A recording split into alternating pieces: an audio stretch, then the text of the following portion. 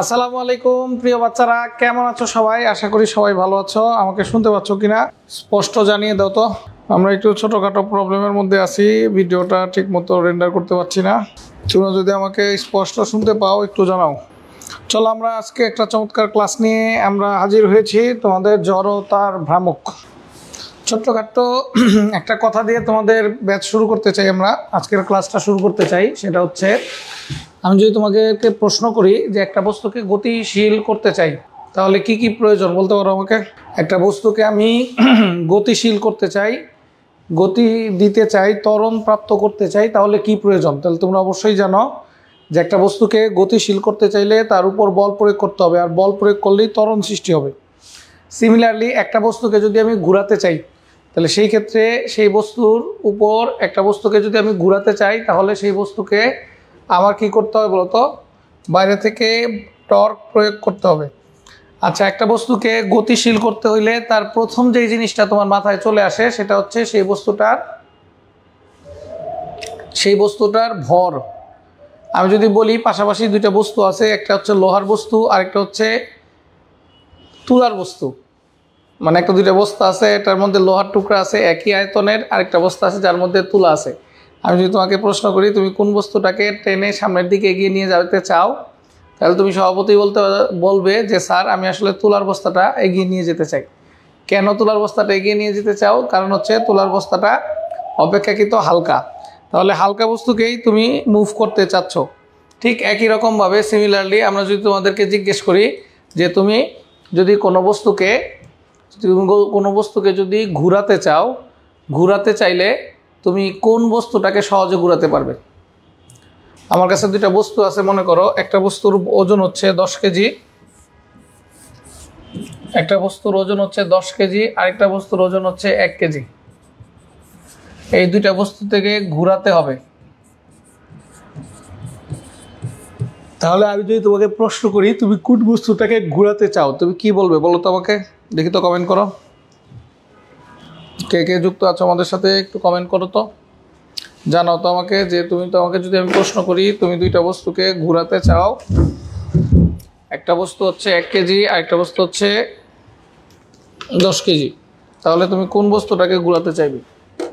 স্বভাবতই অবশ্যই তুমি চাইবে হচ্ছে যে বস্তুটার ভর কম তাকে ঘুরাতে, রাইট? ঠিক কিনা বলো আমাকে একটু জানাও তো। যে বস্তুটার ভর কম তুমি স্বভাবতই চাইবে যে তুমি সেই বস্তুটাকে ঘুরাও, কিন্তু বাস্তবতা কি জানো? বাস্তবতা হচ্ছে তুমি যদি কোন বস্তুটাকে ঘুরাতে হবে বা ঘুরাতে চাও সেই ডিসিশনটা তুমি যদি কি করো বলো তো, ভর দেখে নাও, তাহলে তুমি মস্ত বড় একটা ভুল করতে যাচ্ছ। একটা বস্তুর শুধুমাত্র ভর দেখেই সেই বস্তুটাকে ঘুরাতে চাওয়া একটা মস্ত বড় ভুল। তাহলে তুমি কি দেখে একটা বস্তুকে ঘুরাবে বলো? কি দেখে একটা বস্তুকে ঘুরাবে বলে বলো তো? একটা বস্তুকে যদি আমি ঘুরাতে চাই তাহলে আমি দেখবো যে জিনিসটা সেটা হচ্ছে সেই বস্তুটার ঘূর্ণন অক্ষ থেকে দূরত্ব এবং বস্তুর ভর, দুইটা জিনিসই লাগবে। মনে রাখবে একটা বস্তুর ঘুরাতে হলে যে বলটা লাগবে বা যেই টর্কটা লাগবে সেটার সাথে বস্তুর ভর সরাসরি জড়িত থাকলেও বস্তুকে যদি ঘুরাতে চাও তাহলে তার দূরত্বও কিন্তু সরাসরি জড়িত। অর্থাৎ একটা বস্তুকে যদি তুমি গতিশীল করতে চাও, যেমন তুমি ভর নিয়ে চিন্তা করো, একই রকমভাবে একটা বস্তুকে তুমি যদি ঘুরাতে চাও, মনে করো আমি একটা বস্তুকে ঘুরাতে চাই, তাহলে যেই জিনিসটা নিয়ে কাজ করতে হবে সেই জিনিসটাই হচ্ছে বস্তুর জড়তার ভ্রামক। তাহলে চলো আমরা আজকে কথা বলতে চাই তোমাদেরকে নিয়ে, সেটা হচ্ছে জড়তার ভ্রামক জিনিসটা কি। চলো তাহলে জড়তার ভ্রামক, আমাদের আজকে প্রথম যেই টপিকটা নিয়ে আমরা কাজ করতে চাই সেটা হচ্ছে তোমাদের জন্য জড়তার ভ্রামক। তাহলে জড়তার ভ্রামক কি? কোনো একটা বস্তুর ভর নিলাম, এটা একটা ঘূর্ণন অক্ষ, এটা হচ্ছে একটা ঘূর্ণন অক্ষ, আর এই যে একটা বস্তু, এই একটা বস্তুর ভর আছে মনে করো। তাহলে কোন একটা বস্তুর ঘূর্ণন অক্ষ থেকে দূরত্ব এবং ওই বস্তু কণা নিয়ে যদি কাজ করি, এই বস্তুর একটা কণা আছে, তাহলে সেই ক্ষেত্রে আমরা তোমাদেরকে জানাতে পারি সেটা হচ্ছে বস্তু কণার জন্য ঘূর্ণন অক্ষ থেকে দূরত্ব এবং কি বলতো বস্তুর ভর, এই দুইটার গুণফলকে আমরা যদি কি করি বলতো বর্গ করে গুণ করি, তাইলেই আমরা যে জিনিসটা পাবো সেটাই হচ্ছে জড়তার ভ্রামক। অর্থাৎ জড়তার ভ্রামক যদি আই হয় তাহলে আই ইকুয়াল টু আমরা কি লিখতে পারবো বলতো এম আর স্কোয়ার। আই হলে আমরা আই ইকুয়াল টু কি লিখতে পারবো বলতো এম আর স্কোয়ার। অর্থাৎ একটা বস্তুকে যদি আমি ঘুরাতে চাইলে সেই ক্ষেত্রে বস্তুর জড়তার ভ্রামক, জড়তা ব্রেক করার জন্য আমার যে আইডিয়া লাগবে, যে জিনিসটা জানতে হবে সেটাই হচ্ছে কি বলতো বস্তুর জড়তার ভ্রামক। একটা বস্তুর মধ্যে কি একটা কণা থাকে না লক্ষ লক্ষ কোটি কোটি কণা থাকে? যেহেতু একটা বস্তুর মধ্যে লক্ষ লক্ষ কোটি কোটি কণা থাকে সেহেতু আমরা বলতে পারি কি বলতো কোন একটা বস্তুর জড়তার ভ্রামক যদি বস্তুর জন্য হয় তাহলে সেই বস্তুর যত কণা আছে সেই সবগুলি কণার জড়তার ভ্রামক যদি আমরা কি করি যোগ করতে পারি I1 I2 ডট ডট এরকম করে যদি IN সংখ্যক কণা জড়তার ভ্রামক আমরা যোগ করে দিই তাহলে আমরা যে জিনিসটা পাবো সেটার নামই হবে কি বলতো, সেটার নামই কি হবে বস্তুর জড়তার ভ্রামক। তাহলে যেহেতু বস্তুর জড়তার ভ্রামকের জন্য আমরা কি লিখতে পারি বলতো summation of m r square. তাহলে আই ইকুয়াল টু কি পেলাম, summation of m r square. I equal to কি পেলাম summation of m r square. I equal to কি পেলাম summation of m r square. What is m ভর, what is r গুণনক্ষ থেকে দূরত্ব এর বর্গ, এই দুইটাকে যদি আমি গুণ করি তাইলেই আমরা কি পেয়েছি বলতো summation of m r square পেয়েছি। তাহলে আমরা যে জিনিসটা জানতে চাই তোমাদের কাছে সেই জিনিসটা হচ্ছে এক একটা বস্তুর, যেমন দেখো আমার কাছে এই একটা যদি বস্তু থাকে সেই বস্তুর এক একটা বস্তুর জড়তার ভ্রামক কি হবে বলতো এক এক রকম হবে। এক একটা অক্ষের রেসপেক্টে জড়তার ভ্রামক কি হবে বলতো এক এক রকম হবে। এক একটা বস্তুর শেপের কারণে, আকৃতির কারণে জড়তার ভ্রামক কি হবে এক এক রকম হবে। অর্থাৎ আমি যদি বলি এই বস্তুটার জড়তার ভ্রামক কত, তুমি যদি বলো এই বস্তুটার জড়তার ভ্রামক তার ভর দেখেই তুমি নির্ণয় করবা তাহলে কিন্তু সম্ভব না। কারণ কি বলতো এই বস্তুর ভর কিন্তু জাস্ট একদিকে না, চার পাশ থেকে ছড়িয়ে, অর্থাৎ এই পাশে বস্তুর ভর আছে, এই পাশে বস্তুর ভর আছে, এই দিকেও ভর আছে, এই দিকেও ভর আছে। সেহেতু যে কোনো একটা বস্তুর যদি জড়তার ভ্রামক তুমি বের করতে চাও তাহলে তোমার প্রথমেই যে কাজটা করতে হবে, প্রথম হচ্ছে কি সেই বস্তুর ক্ষুদ্র একটা অংশের জড়তার ভ্রামক আমরা বের করব। মনে করো আমরা এই পুরো বস্তুটার জড়তার ভ্রামক বের করতে চাই এবং সেটার গুণনক হচ্ছে XY। তাহলে আমার প্রথম যে কাজটা হবে সেটা হচ্ছে আমরা কি করব, প্রথমেই এই বস্তুর ক্ষুদ্রাতি ক্ষুদ্র একটা অংশ নিব, ছোট্ট একটা অংশ নেব। সেই ছোট্ট একটা অংশের জড়তার ভ্রামক নিব আমি। সেই ছোট্ট একটা অংশের আমি কি করবো বলতো জড়তার ভ্রামক নিব। তাহলে ছোট্ট একটা অংশের যদি জড়তার ভ্রামক নিতে চাই তাহলে এই যে একটা ছোট্ট অংশ নিলাম, সেই ছোট্ট অংশের একটা জড়তার ভ্রামক নিব। তাইলে ফার্স্টে সেই ছোট্ট অংশের জড়তার ভ্রামক বের করতে হইলে ছোট্ট অংশের ভর লাগবে। ছোট্ট অংশের ভর যদি DM হয় তাহলে সেই ভরকে আমরা যদি কি করি বলতো দূরত্ব, এই ঘূর্ণনক্ষ থেকে দূরত্ব যদি x হয় তাহলে সেই ভরকে যদি আমি x স্কোয়ার দিয়ে গুণ করে দেই তাহলে আমরা কি পেয়ে যাব বলতো ওই ক্ষুদ্র অংশের জড়তার ভ্রামক পেয়ে যাব। এখন আমি যদি মনে করি যে না আমি ক্ষুদ্র অংশের জড়তার ভ্রামক দিয়ে করব কি, আমার তো পুরো বস্তুর জড়তার ভ্রামক দরকার, তখন আমরা কি করব বলতো আমি কি করব কোন একটা ইন্টিগ্রেশন সেট করব, কোন একটা লিমিট সেট করব। লিমিট সেট করে আমরা যদি এটাকে ইন্টিগ্রেশন করে দিই অর্থাৎ i এর মানটা কি হবে ইন্টিগ্রেশন অফ DI, অর্থাৎ কি হবে বলতো DM x স্কোয়ার। তাহলে আমি যদি ইন্টিগ্রেশন করে দেই তাহলেই খুব সহজেই আমরা কি করতে পারবো এই বস্তুর জড়তার ভ্রামক বের করতে পারবো। তাহলে কোন একটা বস্তুর যদি জড়তার ভ্রামক বের করতে চাই আমরা তাহলে প্রথম কাজই হবে সেই বস্তুর যে কোন একটা ক্ষুদ্র অংশের জড়তার ভ্রামক বের করা।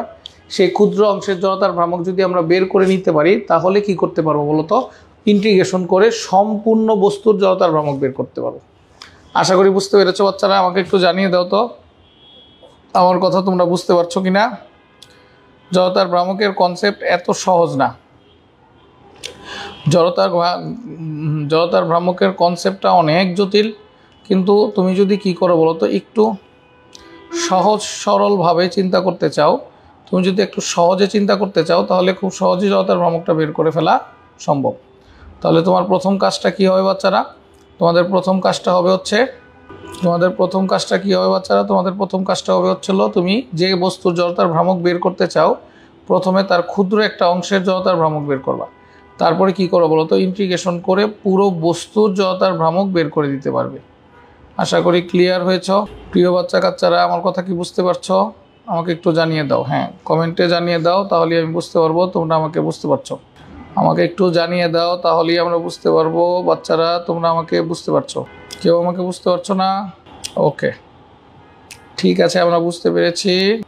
অনেকেই কমেন্টে জানাচ্ছ, বুঝতে পেরেছ, ঠিক আছে। হ্যাঁ, নিউটনিয়ান বলবিদ্যার এটা আমাদের 7 নম্বর ক্লাস, এবং আজকের ক্লাসের মাধ্যমেই আমরা মোটামুটি নিউটনিয়ান বলবিদ্যাটা শেষ করব। হ্যাঁ, চলো আগাই। এখন মূল আলোচনায় চলে আসি আমরা। এখন আমি একটা বস্তুর জড়তার ভ্রামক বের করতে চাই, এইভাবে বের করা সম্ভব। এক এক বস্তুর জড়তার ভ্রামক বের করার টেকনিক এক এক রকম আছে, এক এক ধরনের ইন্টিগ্রেশন আছে, এক এক ধরনের লিমিট আছে। আমরা তো সব লিমিট বের করে কুল পাবো না, সেজন্য কিছু জড়তার ভ্রামক তোমার মুখস্থ করে নিতে হবে। তুমি যদি কিছু জড়তার ভ্রামক মুখস্থ করে নাও, অক্ষের রেসপেক্টে কনসেপ্টগুলি বুঝে নিতে পারো, তাহলেই জড়তার ভ্রামক সহজ হয়ে যাবে। তাহলে এই জড়তার ভ্রামকের ক্ষেত্রে একটা বিষয় তোমার জানতে হবে, জড়তার ভ্রামকের সিমিলার বা রেসপেক্টিভ একটা রাশি আছে, সেই রাশিটার নাম হচ্ছে চক্রগতির ব্যাসার্ধ। আমরা ছোট্ট করে একটু আলোচনা করে নিতে চাই তোমাদের সাথে, সেটা হচ্ছে চক্রগতির ব্যাসার্ধ, রেডিয়াস অফ জিরেশন। চক্রগতির ব্যাসার্ধ। আচ্ছা, একটু বোঝার চেষ্টা করো বাচ্চারা। মনে করো আমার কাছে এই যে একটা বস্তু আছে, মনে করো এই একটা বস্তু আছে, এই বস্তুটার জড়তার ভ্রামক হচ্ছে, এই বস্তুটার ভর হচ্ছে মনে করো 2 কেজি। এই বস্তুটা মনে করলো যে 1 কোটি কণা দিয়ে তৈরি।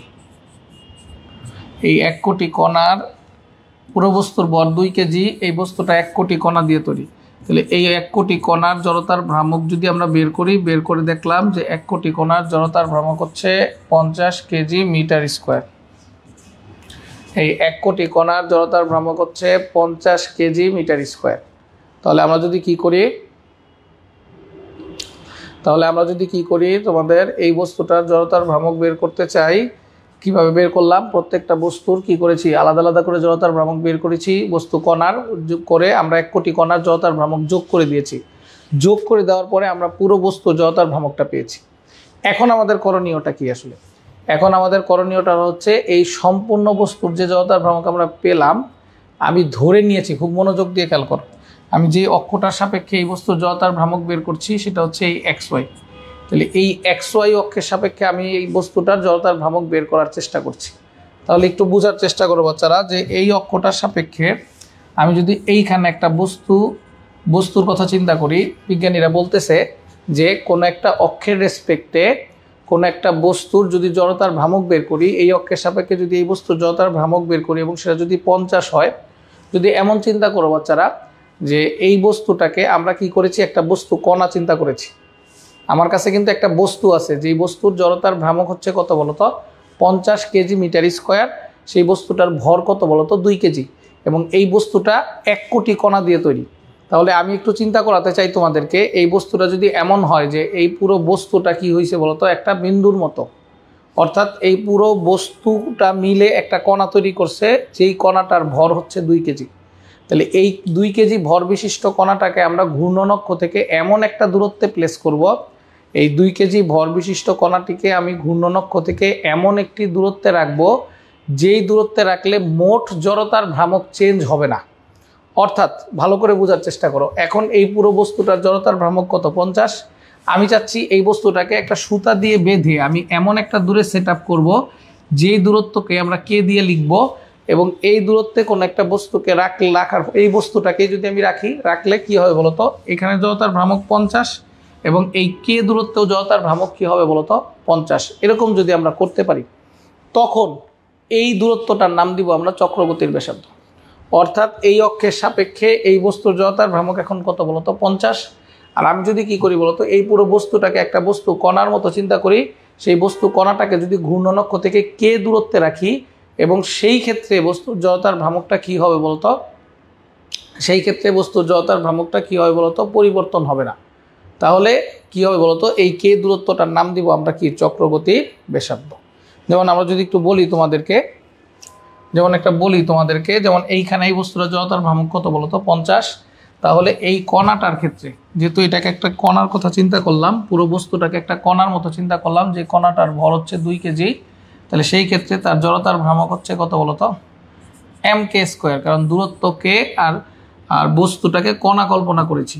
শর্ত হচ্ছে জড়তার ভ্রামক চেঞ্জ হতে পারবে না। অর্থাৎ আগে জড়তার ভ্রামক ছিল কত বলতো, 50, এখনও জড়তার ভ্রামক কত বলতো, 50, ভর হচ্ছে 2 কেজি ইন্টু কে স্কোয়ার, অর্থাৎ কি বলতো, 5 মিটার। তাহলে চক্রগতির ব্যাসার্ধ বিষয়টা কি, চক্রগতির ব্যাসার্ধ হচ্ছে কোনো একটা বস্তুকে যদি আমি একটা কণার সাথে তুলনা করতে পারি, তাহলে সেই কণার রেসপেক্টে জড়তার ভ্রামক এবং বস্তু যে অক্ষের সাপেক্ষে আমি চিন্তা করছি সেই অক্ষের সাপেক্ষে জড়তার ভ্রামক যদি সেম হয়, তখন এটার নাম হবে কি বলতো, চক্রগতির ব্যাসার্ধ। তাহলে একটু চিন্তা করে বলো বাচ্চারা, তাহলে আমি যদি চিন্তা করি তোমাদের জন্য যে একটা বস্তু কণার জন্য জড়তার ভ্রামক কত, তো সেটা হচ্ছে I = mr²। আর আমি যদি চিন্তা করি একটা বস্তুর জন্য জড়তার ভ্রামক কত, তাহলে I = কত বলো তো, I = summation of mr², কথা কি বুঝেছো? দেখো তো প্রিয় বাচ্চারা, আমার কথা কি বুঝতে পারছো নাকি? দেখো তো, না জড়তার ভ্রামক রাজীব ভাই কমেন্ট করেছে, জড়তার ভ্রামক আর দ্বন্দ্বের ভ্রামক কি এক কিনা? না ভাই, জড়তার ভ্রামক আর দ্বন্দ্বের ভ্রামক এক কথা না। জড়তার ভ্রামক হচ্ছে ভর রিলেটেড, ঘূর্ণন গতি রিলেটেড, আর দ্বন্দ্বের ভ্রামক হচ্ছে টর্ক রিলেটেড। হ্যাঁ, আচ্ছা, থ্যাংক ইউ রাজীব ভাই আপনি বুঝতে পারার জন্য। তাহলে চলো একটু এগিয়ে যাই আমরা, এগিয়ে যেতে চাই। আমরা যেই বিষয়টা নিয়ে আর একটু কথা বলতে চাই তোমাদের সাথে, সেটা হচ্ছে কোনো কারণে কেউ যদি আমাদেরকে ঘূর্ণন গতি শক্তি বের করতে বলে, তাহলে ঘূর্ণন গতি শক্তি রিলেটেড বা ঘূর্ণন রিলেটেড আর কয়েকটা জিনিস নিয়ে একটু কথা বলতে চাই তোমাদের সাথে। যেমন আমি যদি তোমাদেরকে জিজ্ঞেস করি যে রৈখিক ভরবেগ, সেটাকে আমরা P দিয়ে লিখবো, P = mv। আমি যদি তোমাকে জিজ্ঞেস করি কৌণিক ভরবেগ, সেটা L দিয়ে লিখবো আমরা। মনে রাখবা, রৈখিক ভরবেগকে ব্যাসার্ধ ভেক্টর দিয়ে যদি ক্রস করে দেই, গুণ করে দেই, তখন তার নাম হয়ে যাবে কৌণিক ভরবেগ। অর্থাৎ L এর মানটা হচ্ছে R × P। এখান থেকে আমরা একটা কেরামতি করে আমাদের যদি শুধু মান নিয়ে যদি কাজ করি আমরা, তাহলে L = রৈখিক ভরবেগের সাথে ব্যাসার্ধ গুণ করে দিব mvr। খুব সহজেই এই জিনিসটা জেনে যাওয়া যাবে বা বোঝা যাবে তোমাদের জন্য। রৈখিক ভরবেগ যদি mv হয়, কৌণিক ভরবেগের মান কি হবে বলতো, mvr। আর আমরা তোমাদেরকে শিখিয়েছি v মানে কি বলতো, v = r ওমেগা ইন্টু কত, r। তাহলে কি পেলাম, mr² ইন্টু কত বলতো, ওমেগা। তাহলে L = কি পেতে পারি বলতো, I omega. L = I omega পেতে পারি। একইভাবে তোমাদেরকে আমরা যদি কি চাই বলতো, টর্ক চাই বা ঘূর্ণন বল চাই, নর্মাল বল যেখানে F = কি বলতো, মা। তাহলে আমরা বলছিলাম টর্ক বা ঘূর্ণন কনসেপ্ট আসলে ব্যাসার্ধ দিয়ে গুণ করে দিতে হবে। তাহলে আমরা যদি ব্যাসার্ধ দিয়ে গুণ করে দেই, তাহলে টাউ = কি হয় বলতো, R × F। যদি ক্রস প্রোডাক্ট নিয়ে চিন্তা করি, টাউ = R × F, অর্থাৎ টাউ = লিখবে RF। ঠিক আছে, আমরা যদি শুধু মান নিয়ে কাজ করি, তাহলে টাউ = আমরা RF লিখতে পারবো। আর F মানে যদি মা হয়, তাহলে সেই ক্ষেত্রে কি লিখতে পারি বলতো, RM। আর A মানে কত বলতো, আলফা। তাহলে কি লিখতে পারি বলতো, mr² ইন্টু কত বলতো, আলফা। তার মানে টাউ = কি লিখতে পারি বলতো, I আলফা। একটু গভীর মনোযোগ যদি তোমরা একটু ছোট্ট করে দাও। আচ্ছা, আরেকটা জিনিস শিখিয়ে একবারে তোমাদের দৃষ্টি আকর্ষণ করতে চাই আমরা। যদি একটা বস্তুর ঘূর্ণন গতি শক্তি নিয়ে কাজ করি, আমরা ঘূর্ণন গতি শক্তি নিয়ে যদি কাজ করি, তাহলে গতি শক্তি সব জায়গায় সেম, P = ½ mv²। আর কৌণিক যেহেতু বলেছি আমরা, v এর জায়গায় r ওমেগা² দিব, ½ mr² ইন্টু ওমেগা²। mr² মানে কি বলেন তো, I ইন্টু ওমেগা²। তার মানে = আমরা কি লিখবো বলতো, I ওমেগা²। একটু তিনটা সমীকরণের দিকে, রৈখিক এবং কৌণিক তিনটা জিনিসের দিকে একটু গভীর মনোযোগ দাও, একটু খেয়াল করো তো। যারা ক্লাস করছো একটু কমেন্ট করো, কোনো প্রবলেম হলে সাথে সাথে আমাকে জানাও। আচ্ছা, এগিয়ে যেতে চাই বাচ্চারা। দেখো একটু এদিকে, তিনটা সমীকরণের দিকে খুব মনোযোগ দিয়ে দেখো। একটা হচ্ছে রৈখিক ভরবেগ, আরেকটা হচ্ছে রৈখিক বল, আরেকটা হচ্ছে রৈখিক গতিশক্তি। এটা হচ্ছে কৌণিক গতিশক্তি, এটা হচ্ছে কৌণিক বল, এটা হচ্ছে কৌণিক ভরবেগ। তাহলে রৈখিক ভরবেগ যেখানে P, রৈখিক ভরবেগের ক্ষেত্রে M যেই রেসপন্সিবিলিটি পালন করছে, কৌণিক ভরবেগের সাথে I সেই রেসপন্সিবিলিটি পালন করছে। রৈখিক বলের ক্ষেত্রে এখানে M যেই কাজটা করতেছে, কৌণিক ভরের ক্ষেত্রে আই সেই কাজটা করতেছে। তাহলে রৈখিক বল যদি এফ হয়, কৌণিক বলকে আমরা টাউ দিয়ে লিখতেছি। ঠিক একই রকমভাবে যদি কখনো আমরা রৈখিকের ক্ষেত্রে দেখো, যেটা এম, কৌণিকের ক্ষেত্রে সেটা আই। তার মানে আমরা বলতে পারি যদি রৈখিক এবং কৌণিকের মধ্যে আমরা একটা ছোট্ট জিনিস দেখাইতে পারি তোমাকে। এটা যদি রৈখিক, এটা যদি কৌণিক হয়, যেমন ভিকে আমরা কৌণিকে ওমেগা দিয়ে লিখছি, ঠিক একই রকম রৈখিকের ভরের জন্য কৌণিকের জন্য আই সেই কাজটা করে। ভর দিয়ে আমরা যে আইডিয়া, যে জড়তাগুলোর আইডিয়া পাই, আই দিয়ে ঠিক সেম জড়তাগুলোর আইডিয়া পাবো। রৈখিকের ক্ষেত্রে যেটা আমরা পি দিয়ে আইডিয়া পাচ্ছিলাম ভরবেগ, সেটা কৌণিকে এল দিয়ে আইডিয়া পেয়েছি। রৈখিকের জন্য যেটা বল এফ দিয়ে আইডিয়া পাচ্ছিলাম, কৌণিকের জন্য সেটা টাউ দিয়ে আইডিয়াটা পাচ্ছি। তার মানে রৈখিক এবং কৌণিক এই দুইটা বিষয়কে আমরা কি করেছি, তোমাদের পাশাপাশি রেখেছি। আচ্ছা, এমন যদি কখনো কোনো গতি দেখো তোমরা, যেখানে কৌণিক এবং রৈখিক দুই ধরনের গতি পসিবল। যেমন মনে করলে একটা ফুটবলকে লাথি দিলে, লাথি দেওয়ার পরে কি হয়েছে, ফুটবলটা ঘুরে ঘুরে সামনে আগাচ্ছে। তাহলে সেই ক্ষেত্রে এই টাইপের গতি যদি হয় যে ফুটবলটা ঘুরে ঘুরে সামনে আগাচ্ছে, তাহলে কি হবে, তাহলে রৈখিক এবং কৌণিক দুইটা গতি তার মধ্যে একসাথে বজায় আছে। তাহলে সেই ক্ষেত্রে আমরা যদি কি চাই বলতো, এটাকে নাম দিয়েছি আমরা চলন ঘূর্ণন গতি। যদি একটা বস্তুর চলন ঘূর্ণন গতি হয়, তাহলে সেই ক্ষেত্রে ইকে অ্যাঙ্গুলার সমান কি হবে, হাফ আই ওমেগা স্কোয়ার, আর ইকে লাইনার সমান কি হবে, হাফ এম ভি স্কোয়ার। এই দুইটা যদি যোগ করে দিই, তাহলে ইকে টোটাল সমান কি হলো, ইকে অ্যাঙ্গুলার প্লাস ইকে লাইনার। এই দুইটা আমরা যদি যোগ করে দিই, তাহলে আমরা চলন ঘূর্ণন গতি শক্তির জন্য আমরা রাশিমালা পেয়ে যাব। অর্থাৎ বিষয়টা হবে এরকম যে ইকে টোটাল সমান কি পেলাম, ইকে টোটাল সমান কি পেলাম, ইকে টোটাল সমান পেলাম হচ্ছে half I omega square plus half M V square. আশা করি বুঝতে পেরেছো বিষয়টা, আশা করি বুঝতে পেরেছো বিষয়টা। ঠিক আছে, বিষয়টা ক্লিয়ার? একটু জানাও তো আমাকে, একটু কমেন্টে জানাও। ক্লিয়ার না হলেও জানাও, ক্লিয়ার হলেও জানাও। চলো আগাইলাম, চলো এগিয়ে গেলাম আমরা। আশা করি বুঝতে পেরেছো তোমরা এই কনসেপ্টটা।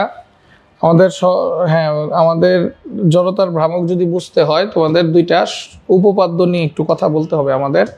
একটা উপপাদ্যের নাম হচ্ছে সমান্তরাল অক্ষ উপপাদ্য, আর একটা হচ্ছিল ঘূর্ণন অক্ষ উপপাদ্য। সমান্তরাল অক্ষ উপপাদ্য নিয়ে যদি ছোট্ট একটা কথা বলি, খুব মনোযোগ দিয়ে খেয়াল করো।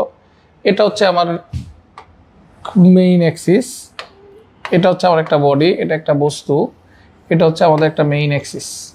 তাহলে এই অ্যাক্সিসের সাপেক্ষে আমি যদি এই বস্তুটার জড়তার ভ্রামক নিয়ে কথা বলতে চাই, এই অ্যাক্সিসের সাপেক্ষে এই বস্তুটার জড়তার ভ্রামক যদি বের করতে চাই, তাহলে প্রথম কাজটা হচ্ছে এই বস্তুটার সেন্টার অফ গ্র্যাভিটি বের করা। অর্থাৎ বস্তুটার কোন বিন্দুটা হচ্ছে তার কি বলতো সেন্টার পয়েন্ট, সেই বিন্দুটা বের করা। ঠিক আছে, ভর কেন্দ্র বা ভার কেন্দ্র, আমরা তোমাদেরকে মহাকর্ষ চ্যাপ্টারের মধ্যে ভর কেন্দ্র বা ভার কেন্দ্র নিয়ে ডিটেলস আইডিয়া দেওয়ার চেষ্টা করব। তাহলে প্রথম কাজ হবে হচ্ছে আমাদের সেন্টার অফ মাস বের করা। তাহলে সেই ক্ষেত্রে এটা সেন্টার অফ মাস বের করা অনেক ক্ষেত্রে অনেক সহজ হবে। যেমন দেখা গেল যে সেন্টার অফ মাসের জন্য আমরা কি করে থাকি বলতো, বৃত্তের কেন্দ্রটা সেন্টার অফ মাস, একটা চতুর্ভুজের কর্ণগুলি ছেদবিন্দু একটা সেন্টার অফ মাস, সিলিন্ডারের ঠিক মিডল পয়েন্টটা, মাঝখানের অক্ষ ব্যাসার্ধের মাঝখান বিন্দু, দৈর্ঘ্যের মাঝখান বিন্দুটা হচ্ছে একটা সেন্টার অফ মাস। তাহলে আমরা যদি কি করি, কোনো অক্ষের সাপেক্ষে যদি আই আমার কোনো অক্ষ হয়ে থাকে, তাহলে এই অক্ষের সাপেক্ষে আমরা যদি কোনো একটা বস্তুর জড়তার ভ্রামক বের করতে চাই, তাহলে প্রথম কাজটা হচ্ছে এই অক্ষের রেসপেক্টে আমরা কি করব, প্রথমে ওই বস্তুটার সেন্টার অফ মাস বের করব। তাহলে ধরে নিলাম এটাই হচ্ছে সেই সেন্টার অফ মাস। তাহলে এই সেন্টার অফ মাস বরাবর যদি কোনো একটা অক্ষ কল্পনা করে নিই, এটা হচ্ছে আমার মেইন অক্ষ যার রেসপেক্টে আমি জড়তার ভ্রামক বের করব। এইটার একটা সমান্তরাল অক্ষ আমরা কোথায় হিসাব করে নিব, সেন্টার অফ মাসে হিসাব করে নিব। তাহলে এই অক্ষের সাপেক্ষে কোনো একটা বস্তুর যদি জড়তার ভ্রামক বের করতে চাই, তাহলে নিয়মটা হবে হচ্ছে কোনো অক্ষের সাপেক্ষে কোনো একটা বস্তুর জড়তার ভ্রামক ওই অক্ষের সমান্তরাল কিন্তু ভর কেন্দ্রগামী, ওই অক্ষের সমান্তরাল কিন্তু কি ভর কেন্দ্রগামী কোনো একটা অক্ষের সাপেক্ষে জড়তার ভ্রামক এবং সম্পূর্ণ বস্তুর ভর, এবং এই যে সমান্তরাল অক্ষ দেখছো, এই দুইটা সমান্তরাল অক্ষের মধ্যবর্তী দূরত্বে বর্গের গুণফলের সমষ্টির সমান।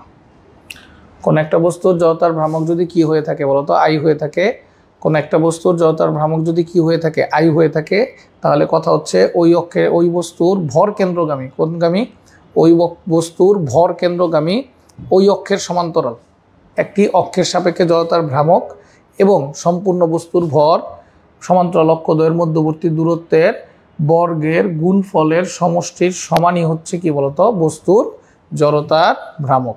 কথা কি ক্লিয়ার? কথা কি বুঝতে পেরেছ? তাহলে এইটাই হচ্ছে কি বলতো আমাদের সমান্তরাল অক্ষ উপপাদ্য। সেই সমান্তরাল অক্ষ উপপাদ্যটা কি? কোন একটা এক্সিসের সাপেক্ষে কোন একটা বস্তুর জড়তার ভ্রামক ওই এক্সিসের লম্ব বরাবর, ওই এক্সিসের লম্ব বরাবর, আবার শোনো ওই এক্সিসের কি বরাবর, ওই এক্সিসের সমান্তরাল এবং ভর কেন্দ্রগামী কোন অক্ষের সাপেক্ষে জড়তার ভ্রামক এবং সম্পূর্ণ বস্তুর ভর এবং ঘূর্ণন অক্ষদ্বয়ের মধ্যবর্তী দূরত্বের বর্গের গুণফলের সমষ্টির সমান। ধন্যবাদ, বুঝতে পেরেছো বাচ্চারা? ওকে ওকে, এগিয়ে যেতে চাই আমরা, চলো এগিয়ে যাই। তাহলে সিমিলারলি আমি যদি তোমাদেরকে লম্ব অক্ষ উপপাদ্য বলি, তোমরা জানো যে কোনো একটা বস্তুর কি থাকে বলতো দুই ধরনের অক্ষ থাকে, একটা হচ্ছে সমতলীয় লম্ব আর একটা উলম্ব লম্ব। আমি যে কোনো একটা তল যদি নেই, এটা যদি আমার যে কোনো একটা তল হয়ে থাকে বাচ্চারা, তাহলে এই বস্তুটার এটা হচ্ছে উলম্ব লম্ব, এটা হচ্ছে সমতলীয় লম্ব, এটা হচ্ছে উলম্ব লম্ব, এটা হচ্ছে সমতলীয় লম্ব। তাহলে উলম্ব লম্ব হচ্ছে ওই তলের উপর ওই বস্তুটা যে তলের মধ্যে আছে সেই তলের উলম্ব লম্ব হচ্ছে মনে করো জেড অক্ষ, আর আনুভূমিক লম্ব হচ্ছে এক্স অক্ষ আর ওয়াই অক্ষ। খুব সহজ কথা, লম্ব অক্ষ উপপাদ্যটা কি খুব সহজ করে যদি আমি বলতে চাই যে কোন একটা বস্তু যে তলের মধ্যে আছে সেই তলের সমতলীয় যদি দুইটা অক্ষ চিন্তা করি, একটা এক্স অক্ষ আর একটা ওয়াই অক্ষ, তাহলে এই দুইটা সমতলীয় অক্ষের সাপেক্ষে জড়তার ভ্রামক যোগ করলাম, এই দুইটা সমতলীয় অক্ষের সাপেক্ষে সমতলীয় লম্ব অক্ষের সাপেক্ষে জড়তার ভ্রামক যোগ করলে এই তলের লম্ব বরাবর যে অক্ষটা আছে সেই অক্ষের জড়তার ভ্রামক পাওয়া যাবে। কোন একটা বস্তু যে সমতলের মধ্যে আছে, কোন একটা বস্তু যে সমতলের মধ্যে আছে সেই সমতলের দুইটা লম্ব অক্ষ ধরলাম এক্স অক্ষ আর ওয়াই অক্ষ, এই দুইটা অক্ষের সাপেক্ষে জড়তার ভ্রামক যদি আমরা যোগ করি, তাহলে ওই দুইটা অক্ষের যে ছেদবিন্দু আছে সেই ছেদবিন্দুতে যে লম্ব অক্ষ জেড অক্ষ পাওয়া গেল, সেই জেড অক্ষের সাপেক্ষে বস্তুর জড়তার ভ্রামকের সমান হবে। তার মানে এক্স এক্সিসের সাপেক্ষে জড়তার ভ্রামক যদি আই এক্স হয়, ওয়াই এক্সিসের সাপেক্ষে জড়তার ভ্রামক যদি আই ওয়াই হয়, জেড এক্সিসের সাপেক্ষে জড়তার ভ্রামক যদি আই জেড হয়, তাহলে আই জেড ইকুয়াল টু কি পেলাম? I x plus I y. এখানে খেয়াল রাখতে হবে, আমি যেই বিন্দুটার জড়তার ভ্রামকের কথা বলছি মনে করো সেই বিন্দুটা যদি এক্স ওয়াই জেড হয়, তাহলে এক্স অক্ষের সাপেক্ষে জড়তার ভ্রামকটা কি হবে? এম ওয়াই স্কোয়ার হবে। কেন? কারণ এক্স অক্ষের সাপেক্ষে জড়তার ভ্রামকটা কি হবে বুঝতে হবে তোমাদের, যে এইটা হচ্ছে এক্স অক্ষ বরাবর দূরত্ব এক্স, আর এইটা হচ্ছে ওয়াই অক্ষ বরাবর দূরত্ব ওয়াই, আর এই বরাবর যে দূরত্বটা সেটাই হচ্ছে কি বলতো জেড। আমি যদি কখনো জড়তার ভ্রামক বের করি, তাহলে জড়তার ভ্রামক মানে কি? জড়তার ভ্রামক মানে হচ্ছে ভর এবং ঘূর্ণন অক্ষ থেকে দূরত্ব। যদি আমি এক্স অক্ষের সাপেক্ষে চিন্তা করি, তাহলে এক্স অক্ষ থেকে ওই বিন্দুটার দূরত্ব কিন্তু ওয়াই, এক্স অক্ষ থেকে ওই বিন্দুটার দূরত্ব হচ্ছে ওয়াই। তার মানে আমরা কি বলতে পারি? আই এক্স মানে এক্স অক্ষ থেকে বস্তুটার দূরত্ব যদি আই এক্স হয়, তাহলে সেই ক্ষেত্রে মানে জড়তার ভ্রামক যদি আই এক্স হয়, তাহলে এক্স অক্ষ থেকে ওই বিন্দুটার দূরত্ব হচ্ছে কত বলতো? ওয়াই। তাহলে I x equal to m y square. Similarly আমি যদি বলি তোমাদের আই ওয়াই মানে কি? ওয়াই অক্ষ থেকে ওই বিন্দুটার দূরত্ব কিন্তু এক্স, তাহলে আই ওয়াই এর মান কত বলতো? M x square. এই দুইটা যদি আমি যোগ করি, অর্থাৎ আই এক্স আর আই ওয়াই যদি যোগ করি, তাহলে এম কমন নিয়ে y square plus x square যদি নেই, তাহলে বুঝতে হবে জেড অক্ষ থেকে ওই বিন্দুটার দূরত্ব মূলত জেড না, জেড অক্ষ থেকে দূরত্বটা হচ্ছে অতিভুজ আর, অর্থাৎ I x plus I y equal to আমরা কি লিখতে পারি? M r square. তাহলে সেই ক্ষেত্রে এই এম আর স্কোয়ারটাই কত বলতো? I Z. আশা করি বুঝতে পেরেছ। কথা কি ক্লিয়ার? প্রিয় বাচ্চারা, বিষয়টা কি ক্লিয়ার হয়েছে? আমাকে একটু জানিয়ে দাও তো বিষয়টা কি ক্লিয়ার হয়েছে কিনা। ওকে, ডান। তাহলে আমরা কি পেলাম? এক্স অক্ষের সাপেক্ষে জড়তার ভ্রামক পেলাম, ওয়াই অক্ষের সাপেক্ষেও জড়তার ভ্রামক আমরা পেয়ে গেলাম। তাহলে এইভাবে আমরা কি করতে পারি বলতো, লম্ব অক্ষ উপাদ্য অ্যাপ্লাই করতে পারি। বিভিন্ন ক্ষেত্রে আমাদের এই দুইটা উপাদ্য লাগবে তোমাদের। আমরা যদি একটু ছোট্ট করে বলি তোমাদেরকে, আমার আসলে নির্ণয় করা খুব কঠিন বিষয়। জড়তার ভ্রামক কোন বস্তুর জড়তার ভ্রামক কত, এগুলি নির্ণয় করা খুব কঠিন বিষয়। কঠিন বিষয় হলেও বিষয়টা খুব সহজেই তুমি চাইলেই করতে পারবে। এর জন্য তোমাদেরকে আমরা বেশ কিছু টেকনিক শিখিয়ে দিব। এর আগে আমি ছোট্ট করে তোমাদেরকে জড়তার ভ্রামকগুলো আইডিয়া দিয়ে দিচ্ছি।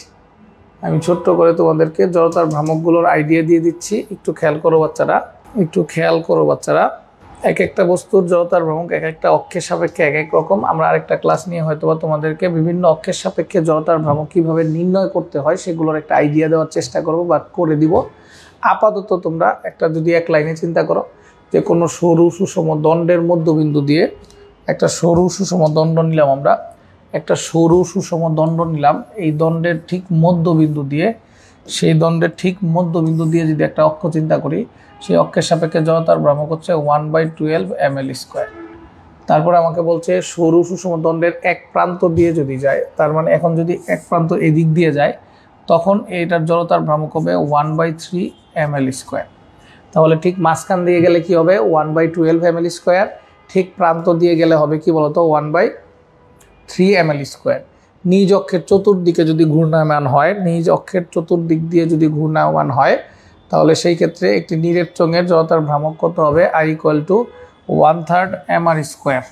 ঠিক আছে, একটা যদি নিরেট চোঙ বুঝতে পারছো, চোঙ মানে সিলিন্ডার, এই যে সিলিন্ডারের ঘূর্ণন অক্ষ মানে ঠিক মাঝখান দিয়ে যে অক্ষটা যাবে, এটার জন্য কি হবে বলতো,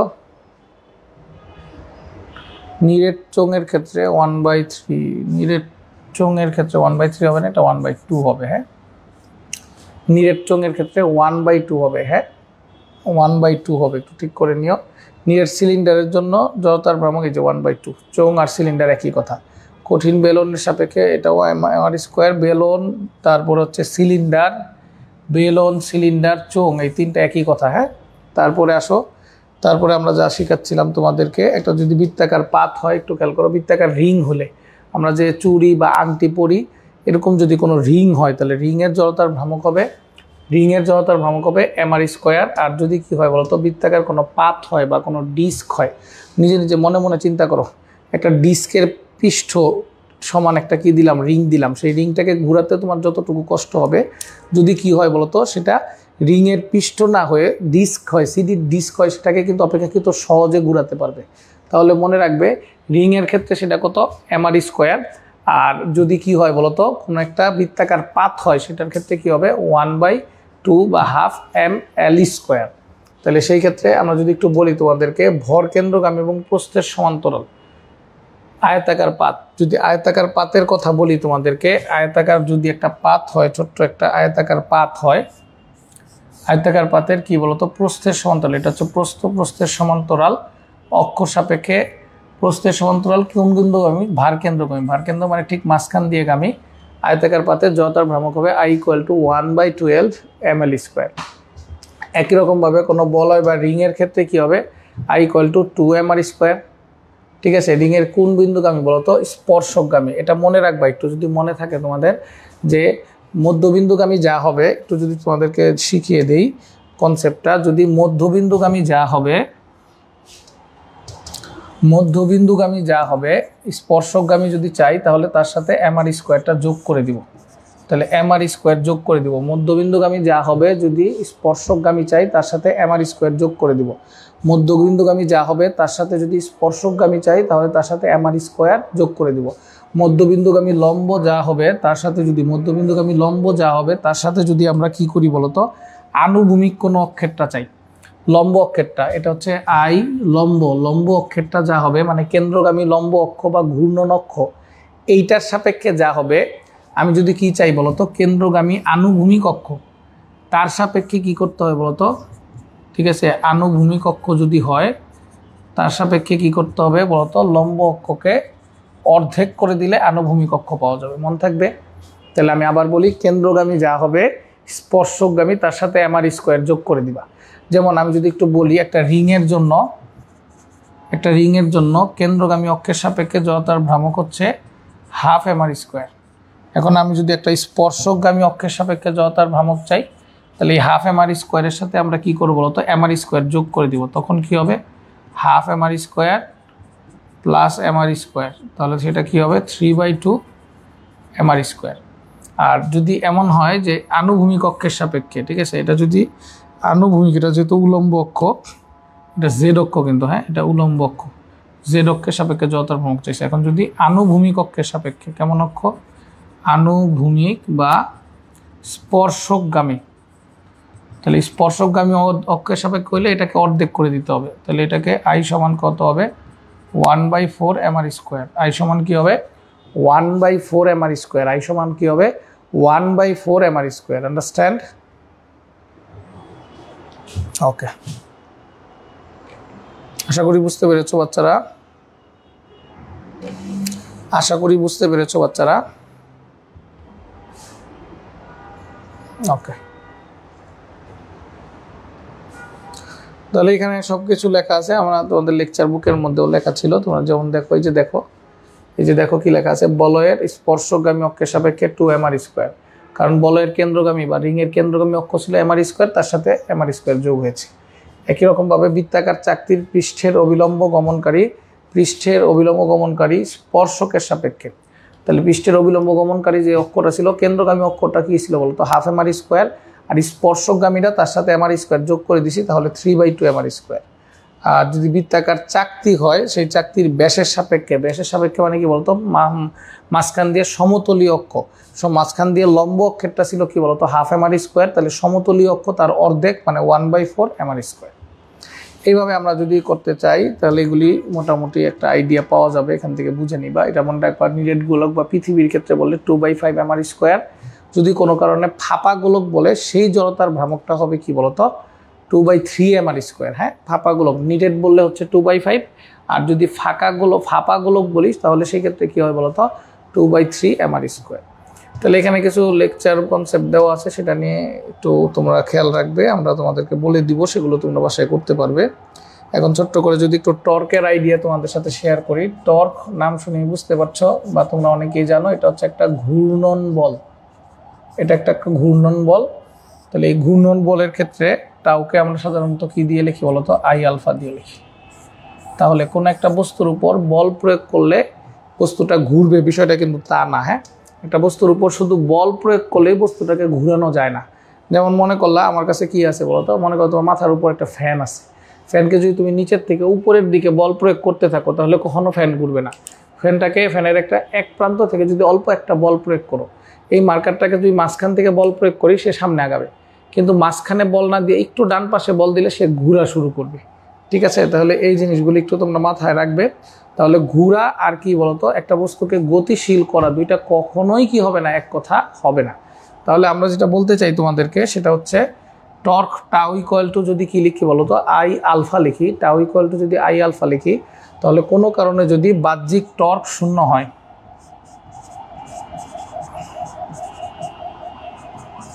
বাইরে থেকে মনে করলে কখনো কোনো টর্ক প্রয়োগ করিই নাই, এরকম যদি হয় তাহলে সেই ক্ষেত্রে টর্কটা কি বলতো কৌণিক ভরবেগের পরিবর্তনের হার।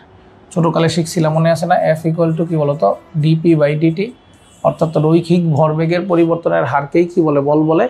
কৌণিক ভরবেগের পরিবর্তনের হারকেও কি বলে বলতো কৌণিক বল বলে। তাহলে সেই ক্ষেত্রে বাহ্যিক যদি কোনো কারণে টর্ক প্রয়োগ না করতে পারি আমরা, তাহলে বাহ্যিক টর্ক শূন্য হলে টাউ ইকুয়াল টু আমরা কি লিখছি বলতো 0 হলে সেই ক্ষেত্রে dl/dt ইকুয়াল টু কত বলতো 0। অর্থাৎ আমরা এল ইকুয়াল টু কি লিখতে পারি বলতো ধ্রুবক। অর্থাৎ কোনো একটা বস্তুকে যদি বাইরে থেকে বল প্রয়োগ না করো তাহলে সেই ক্ষেত্রে তার ভরবেগ ধ্রুবক থাকে। ঠিক একই রকমভাবে একটা বস্তুকে যদি বাইরে থেকে কোনো ঘূর্ণন বল প্রয়োগ না করো, টর্ক প্রয়োগ না করো, তাহলে তার ঘূর্ণন কৌণিক বেগ, ঘূর্ণন ভরবেগ অথবা কৌণিক ভরবেগ কি হবে, পরিবর্তন হবে না, ধ্রুবক থাকবে। অর্থাৎ L1 ইকুয়াল টু কত L2, আমরা তোমাদেরকে শিখিয়েছি L1 ইকুয়াল টু L2 মানে কত I1 omega 1 equal to I2 omega 2, অথবা MVR তোমরা জানো MV1 R1 ইকুয়াল টু কত বলো তো MV2 R2। এই জিনিসটা খুব সহজে তোমরা বিষয়টা অনুধাবন করতে পারবে যে একটা বস্তু যদি বাইরে থেকে বল প্রয়োগ না করো তাহলে কি হবে, সে ঘোরার সময় যদি কোনো কারণে তার কি হয় বলতো, জড়তার ভ্রামক কমে। দেখো জড়তার ভ্রামক এবং কি কৌণিক বেগের গুণফলটা ধ্রুবক। তার মানে একটা বস্তুকে যদি বাইরে থেকে কোনো কারণে টর্ক প্রয়োগ না করো, বাইরে থেকে কোনো কারণে যদি বল প্রয়োগ না করো, তাহলে কি হবে, সেই ক্ষেত্রে বস্তুর কোনো কারণে যদি জড়তা কমে তাহলে কৌণিক বেগ বেড়ে যাবে, ঘূর্ণন সংখ্যা বেড়ে যাবে। কোনো কারণে যদি জড়তা বাড়ে তাহলে কি হবে বলতো, কৌণিক বেগ কমে যাবে। যেমন মনে করলা একটা নর্তকী, একটা ডান্সার মনে করো নাচতেছে, হাত পা যখন প্রসারিত ছিল, তোমরা জানো হাত পা যদি প্রসারিত থাকে তাহলে তার কি হয় বলতো, তার আয়ের মানটা বেশি হয়। আয়ের মানটা যদি বেশি হয়, কখনো যদি ঘুরতে ঘুরতে মনে করো ঘুরতেছে একটা ড্যান্সার, হঠাৎ করে হাত পা গুটিয়ে ফেললো, হাত পা যখন গুটিয়ে ফেলবে তখন কি হয় বলতো, ঘূর্ণন অক্ষ থেকে দূরত্ব কমে যাবে। আর দূরত্ব কমে গেলে তার কি হবে বলতো, আইয়ের মান কমে যাবে। আর কোনো কারণে যদি আইয়ের মান কমে যায় তাহলে সেই ক্ষেত্রে ওমেগার মান বেড়ে যাবে, অর্থাৎ তার ঘূর্ণন সংখ্যা বেড়ে যাবে। একটা ঘূর্ণন চেয়ার, যে চেয়ারটা ঘুরে, এরকম একটা চেয়ারের মধ্যে বসে তুমি কি করতে পারো বলতো, হাত প্রসারিত করে তোমার এক বন্ধু বা ভাই বা বোনকে বলবে একটা ঘুরান দাও, তাহলে তুমি ঘুরতে থাকবা। হঠাৎ করে দেখবা কি বলতো, হাত পা যখন গুটায় নিবা তখন দেখবা ঘূর্ণন সংখ্যা বেড়ে যাবে। আশা করি বুঝতে পেরেছ। ঠিক একই রকম ভাবে যদি আমাকে তুমি বলো যে কাজ শক্তি উপপাদ্য আছে একটা, কাজ শক্তি উপপাদ্য, যে গতি শক্তির পরিবর্তনই কৃত কাজ, তাহলে সেই ক্ষেত্রে আমরা কৃত কাজকে W=Fx দিয়ে লিখতে পারি। আর ঘূর্ণন ক্ষেত্রে কৃত কাজকে, বলকে আমরা বলছিলাম টাউ দিয়ে লেখা যায়, আর এক্সকে থিটা দিয়ে লেখা যায়। তাহলে সেই ক্ষেত্রে রৈখিক পথের ক্ষেত্রে Fx, কৌণিক পথের ক্ষেত্রে কি হবে বলতো, টাউ থিটা। আর একটা বস্তু ঘুরছিল, মনে করলা প্রথমে ω1 কৌণিক বেগে ঘুরছে, কিছুক্ষণ পরে দেখলা সেই বস্তুটা ω2 কৌণিক বেগে ঘুরছে। অর্থাৎ একটা বস্তু যখন ঘুরছে তখন তার প্রত্যেক সেকেন্ডে সেকেন্ডে কৌণিক বেগ চেঞ্জ হচ্ছে। আর যখন কৌণিক বেগ চেঞ্জ হচ্ছে তখন কি হবে বলতো, তার উপর কৃত কাজও হচ্ছে, যদি ত্বরণে কাজ করে আর কি। তাহলে সেই ক্ষেত্রে মনে রাখবা কৃত কাজ সমান কি বলতো, গতি শক্তির পরিবর্তন। সেটা কত, কৃত কাজ সমান গতি শক্তির পরিবর্তন, সেটা কত, হাফ আই, গতি শক্তির ক্ষেত্রে I ইন্টু ω2² মাইনাস ω1²। আর W= কত বলতো, tau theta = half I into ω2² minus ω1²। আশা করি বুঝতে পেরেছ। দেখো বুঝেছো কিনা, ক্লিয়ার ক্লিয়ার, ডান ডান, ওকে। এগিয়ে যেতে চাই আমি, এগিয়ে যেতে চাই আমি, ওকে এগিয়ে গেলাম।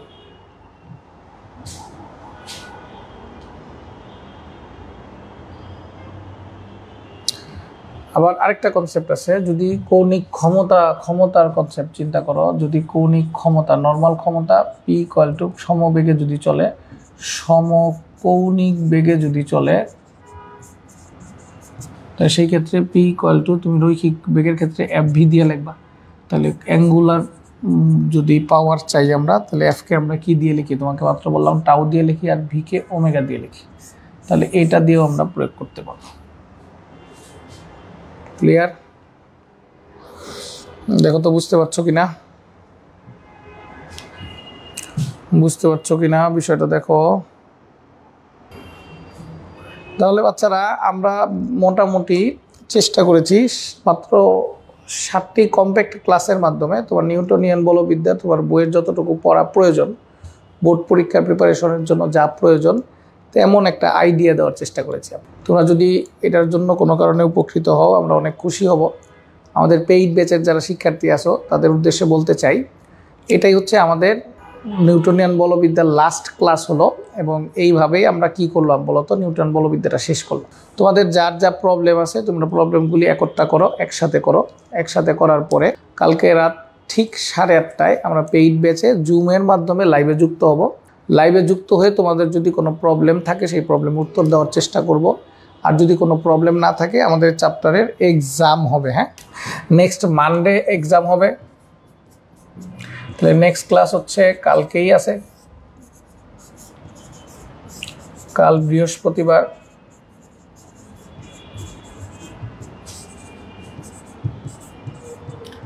রাত 9টায়। এটা পেইড ব্যাচে আমরা জুম লাইভে যুক্ত হব।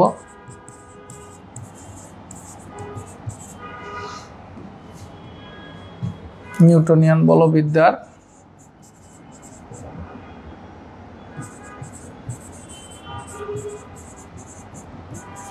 মিক্সের টপিক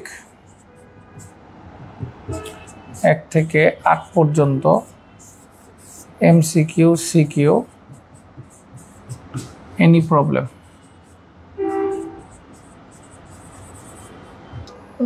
এর পরবর্তীতে আমরা কি করব, তোমাদের আমরা এক্সাম নেব আগামী সপ্তাহে।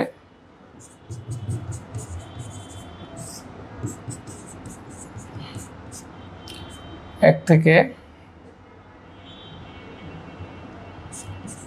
5 মানডে এক্সাম হবে। 8 টপিক,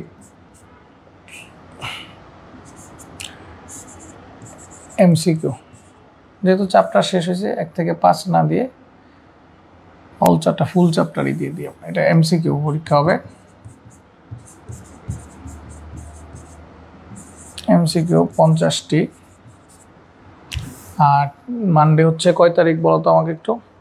মানডে হচ্ছে 23 তারিখ। 23 তারিখ।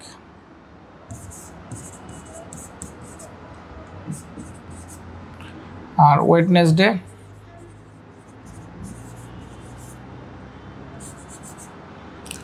25/12/24। এটা হচ্ছিল সবার জন্যই উন্মুক্ত। এই পরীক্ষাতে উন্মুক্ত পরীক্ষা হবে। যে ইচ্ছা সে পরীক্ষা দিতে পারবে, পেজ থেকে হবে। এটা পেইড ব্যাচে রিটেন পরীক্ষা হবে, সিকিউ আর ম্যাথ। এভাবে আমরা নিউটনিয়ান বলবিদ্যা সাইকেল 2-তে আমরা নিউটনিয়ান বলবিদ্যা পড়িয়েছি। নিউটনিয়ান বলবিদ্যা পড়াইলাম তোমাদেরকে। আর সাইকেল 2-তে আমাদের নিউটনিয়ান বলবিদ্যার সাথে সাথে সাইকেল 02-তে বলবিদ্যা, কাজ ক্ষমতা শক্তি, আর হচ্ছে মহাকর্ষ, এই 3টা চ্যাপ্টার হলো। তাহলে বলবিদ্যা আজকে ক্লোজ হয়ে গেল। এইটা আমাদের পেইড, এটা ওপেন ক্লাস ছিল পেজের মাধ্যমে। আমরা নেক্সট ক্লাস হচ্ছে কাজ ক্ষমতা শক্তি। আমাদের যেহেতু ইয়ার এন্ড, ঠিক আছে, একটা বছর শেষ হলো। আমরা সাধারণত বছরের শেষ সপ্তাহটা পড়াই না, তোমাদের ছুটি থাকে, ক্রিসমাস থাকে, অনেকে ঘুরতে যাও অনেক কারণে। তাহলে নেক্সট যে 23 আর 25 তারিখের পরের 30 আর 1 তারিখ, 30 ডিসেম্বর এবং 1 জানুয়ারি, এই 2টা দিন তোমাদের পেইড ব্যাচে বন্ধ থাকবে। 1 জানুয়ারি অফ থাকবে, ইয়ার এন্ড অফ।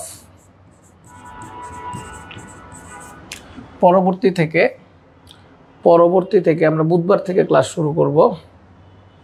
8 তারিখ বুধবার সাইকেল 2 এর কাজ ক্ষমতা শক্তি, কাজ ক্ষমতা চ্যাপ্টার 05 এর ক্লাস শুরু হবে 8 জানুয়ারি থেকে। 8 জানুয়ারি থেকে বুধবার রাত্রে 9:30। এখন থেকে ক্লাসগুলি 9:30 হবে। এবং বৃহস্পতিবার দিন এবং তোমাদের সাইকেল 3 ক্লাস, যারা সাইকেল 3-তে যুক্ত হইছো, আদর্শ গ্যাস, এটা উন্মুক্ত ক্লাস হবে, সবার জন্য উন্মুক্ত। এই ক্লাসটা হবে হচ্ছে আদর্শ গ্যাস। এখানে আমরা আদর্শ গ্যাস পড়ব, তাপগতিবিদ্যা পড়ব, আর পর্যাবৃত্ত গতি পড়ব। এর মধ্যে এই ক্লাসটা উন্মুক্ত হবে পেজ থেকে। এই ক্লাসটা আমরা পরবর্তী সপ্তাহের রবিবার থেকে শুরু করতে চাই। পরবর্তী সপ্তাহে জানুয়ারির 12 তারিখ থেকে শুরু হবে। 12 জানুয়ারি 12 জানুয়ারি 2025। ঠিক আছে, এটা হ্যাঁ 9:30। ঠিক আছে, এটার সাইকেল 2 হবে সোম বুধ 9:30, আর সাইকেল 3 চলবে রবি বৃহস্পতি। হ্যাঁ, রবি বৃহস্পতি। সাইকেল 3 চলবে রবিবার বৃহস্পতিবার, এটা 9:30। ঠিক আছে, আশা করি সবাই বুঝতে পেরেছ। যারা অ্যাডমিট আছো তাদেরকে আমরা ক্লিয়ার করে দিলাম বিষয়গুলি, আর যারা ক্লাস করছো তাদেরকে অনেক ধন্যবাদ জানাচ্ছি, এবং ইনশাল্লাহ পেইড ব্যাচে দেখা হবে কালকে। আর যারা মানে অনলাইনে ক্লাস করেছে আমাদের উন্মুক্ত ক্লাস, তারা চাইলে যে কোনো সহযোগিতা, যে কোনো পরামর্শের জন্য আমাদের ইনবক্সে যোগাযোগ করতে পারো। আমাদের নাম্বার দেওয়া আছে, সেই নাম্বারেও যোগাযোগ করতে পারবে। সবাইকে সুস্বাস্থ্য কামনা করি, এবং আমি একটু ঢাকার বাইরে যাচ্ছি এই লাস্ট উইকে, আমরা তোমাদের সাথে থাকবো না, সেজন্য দোয়া চাই। সবাই ভালো থেকো, এবং আমাদের সাইকেল 2 এর নিউটনিয়ান বলবিদ্যার লাইভ ফেসবুক লাইভ ক্লাসের আজকে থেকেই মুলতবি হইল। ইনশাল্লাহ জানুয়ারিতে আবার নতুন উদ্যমে সাইকেল 3 ফ্রি ক্লাস নিয়ে দেখা হবে। আর যারা পেইড ব্যাচে আসো, তোমাদের ক্লাসগুলো কন্টিনিউ হতে থাকবে। ভালো থেকো, আসসালামু আলাইকুম।